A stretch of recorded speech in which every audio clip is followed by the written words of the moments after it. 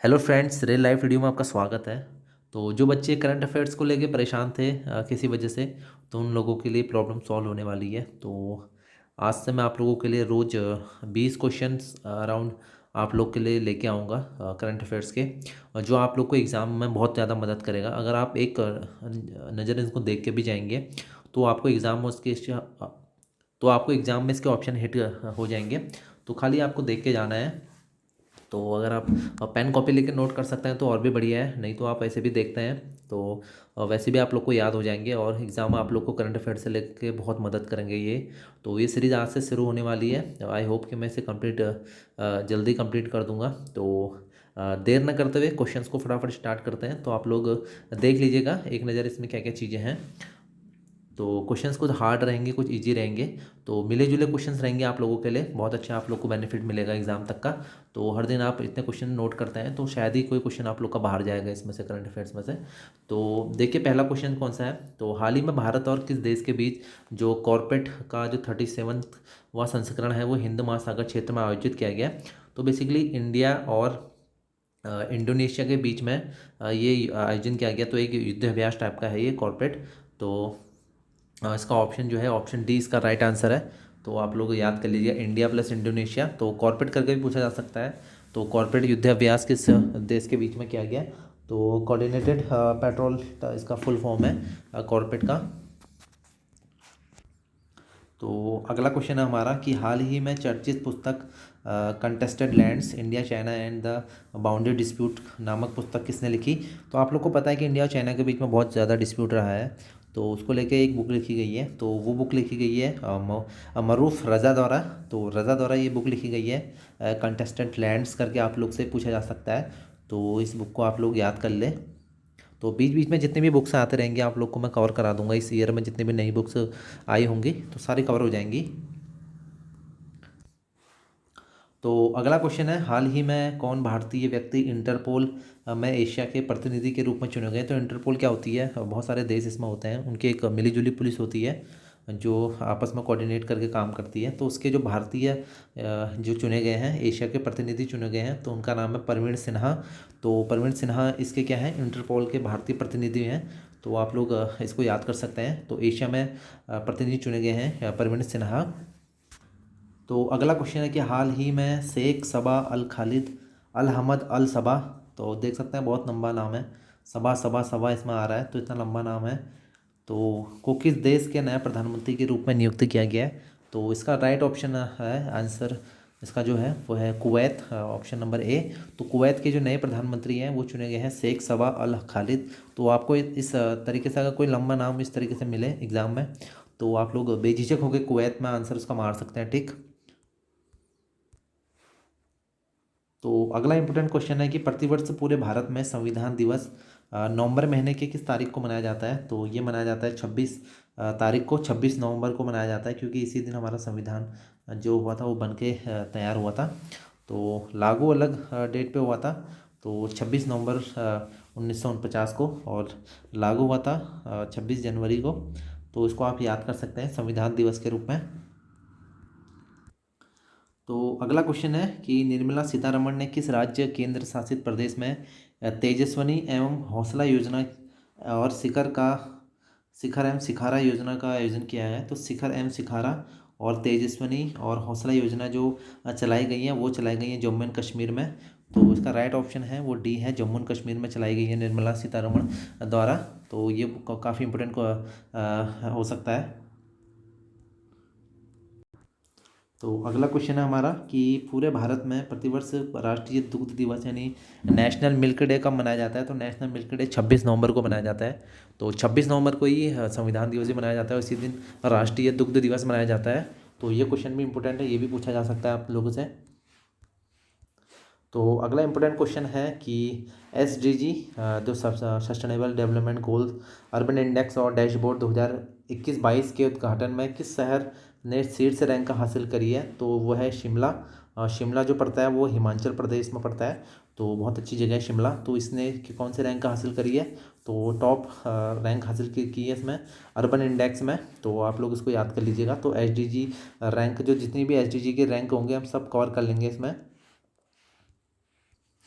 अगला important question है कि किस देश की अंतरिक्ष एजेंसी ने जानबूझकर अंतरिक्ष यान को दुर्घटनाग्रस्त करके क्षुद्र ग्रह का मार्ग बदलने के लिए डार्ट मिशन की शुरू किया गया। तो DART, तो ये है हमारा संयुक्त राज्य अमेरिका और ये है नासा। तो नासा ने ये शुरू किया था, तो इम्पोर्टेंट हो जाता है। तो आप याद रखेंगे USA, तो नासा इस एजेंसी ने, तो नासा है अंतरिक्ष एजेंसी। तो अगला इंपॉर्टेंट क्वेश्चन है कि हाल ही में तमिलनाडु क्रिकेट टीम ने कौन सी बार सैयद मुश्ताक अली ट्रॉफ़ी जीती है। तो ये जीती है तीसरी बार। और आप लोग को बता दूं कि जो सैयद मुश्ताक अली ट्रॉफ़ी होती है वो क्रिकेट के लिए खेली जाती है, क्रिकेट में सैयद मुश्ताक अली करके। तो तीसरी बार तमिलनाडु इसका चैंपियन बना हुआ है। तो आप लोग कमेंट करेंगे कि इसका जो उप विजेता है वो कौन था, यानी किसके बीच में हुआ था ये फाइनल। और अगला इंपॉर्टेंट क्वेश्चन है कि हाल ही में किस देश ने दुनिया की पहली बिटकॉइन सिटी बनाने की घोषणा करी है। तो बिटकॉइन सिटी बनाने की घोषणा जो करी है वो है ऑप्शन बी, अल सल्वाडोर जो कंट्री है उसने पहली बिटकॉइन सिटी बनाने की घोषणा करी है। तो ये बहुत इंपॉर्टेंट हो जाता है क्योंकि दुनिया की पहली, तो पहला जो भी होता है वो बहुत इंपॉर्टेंट हो जाता है। तो आप लोग इसको याद कर लीजिएगा, अल सल्वाडोर ये कंट्री का नाम है और इसने पहली बिटकॉइन सिटी बनाने की घोषणा करी हुई है।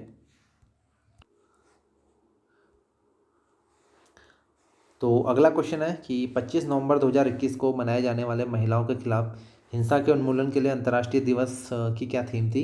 तो इसकी जो थीम रही वो रही orange the world and violence against women now.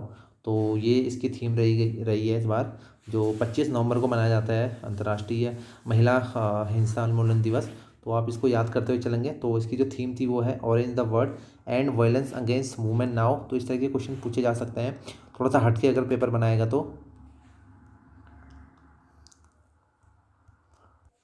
और अगला क्वेश्चन है कि हाल ही में अंतर्राष्ट्रीय क्रिकेट परिषद जो इंटरनेशनल क्रिकेट काउंसिलिंग होती है इसके जो फिक्स स्थायी CEO है वो कौन नियुक्ति किए गए हैं। तो वो है ऑप्शन ए, जोफ एडलिस। तो जोफ जो एडलिस हैं वो इसके CEO बनाए गए हैं ICC के। तो इसको आप याद कर लीजिएगा, बहुत इंपॉर्टेंट है। और अगला क्वेश्चन है कि हाल ही में बैडमिंटन विश्व महासंघ, यानी जो बैडमिंटन WF BWF जो होता है उसने जो लाइफ टाइम अचीवमेंट पुरस्कार के लिए किसको चयन किया गया। तो वो है अपने प्रकाश पादुकोण। तो बहुत बड़ा नाम है प्रकाश पादुकोण बैडमिंटन में। तो जो दीपिका पादुकोण उनके फादर हैं प्रकाश पादुकोण, तो इन्हें क्या चुना गया है। तो लाइफ टाइम अचीवमेंट अवार्ड के लिए चुना गया है 2021 में। तो ये बहुत इंपॉर्टेंट है, आप लोग को इसको याद कर लीजिएगा। अगला इंपॉर्टेंट क्वेश्चन है कि हाल ही में भारतीय तटरक्षक बल और किन देशों के मध्य द्विवार्षिक त्रिपक्षीय अभ्यास दोस्ती का आयोजन किया गया। तो दोस्ती जो एक्सरसाइज है वो इंडियन कोस्ट गार्ड और मालदीव और श्रीलंका के बीच में, यानी दो देश मालदीव और श्रीलंका और इंडिया, तो तीनों ने मिलकर ये अभ्यास शुरू किया था। तो आप याद रखेंगे दोस्ती। तो आप इस तरीके से याद करें कि जो हमारे नियर जो कंट्रीज़ हैं वो हमारी दोस्त हैं। तो एक तरफ से मालदीव, एक तरफ से श्रीलंका और प्लस इंडिया, तो तीनों ने मिलकर दोस्ती का आयोजन किया गया था। अगला क्वेश्चन है कि हाल ही में जारी केंद्र सरकार की स्वच्छता सर्वेक्षण, तो जो स्वच्छता सर्वेक्षण 2021 में कौन सा शहर लगातार 5वीं बार स्वच्छ शहर यानी सबसे स्वच्छ शहर बना है। तो वो 5वीं बार बना है इंदौर, लगातार 5 बार इसने टॉप कर दिया है। तो ये तो एकदम टॉप का क्वेश्चन है। तो इंदौर जो है वो सबसे स्वच्छ शहर बन गया भारत का। तो बहुत बार ये बन गया है, तो इसको आप ये लोग याद करिए और आँख बंद करके इंदौर पे आप लोग टिक कर सकते हैं वहाँ पे एग्ज़ाम में। तो इसको आप नोट कर लीजिएगा। तो अगला क्वेश्चन है कि निम्नलिखित में से कौन सी थीम आधारित पर्यटक सर्किट ट्रेन है जिसे हाल ही में भारतीय रेलवे द्वारा चलाए जाने का ऐलान किया गया है। तो बहुत इंपॉर्टेंट क्वेश्चन है। एक सर्किट ट्रेन है, मतलब पर्यटन के लिए चलाई जा रही है इंडियन रेलवे द्वारा। तो देख सकते हैं ऑप्शन इसमें दिए गए हैं। तो उसका जो राइट जो आंसर है वो है भारत गौरव। तो उसका आप याद कर सकते हैं, भारत गौरव ऑप्शन डी। तो इस नाम से, इस थीम से चलाई जा रही है टूरिज़्म के लिए, तो पूछा जा सकता है। तो काफ़ी अच्छा क्वेश्चन है ये। तो भारत गौरव इसका राइट आंसर है।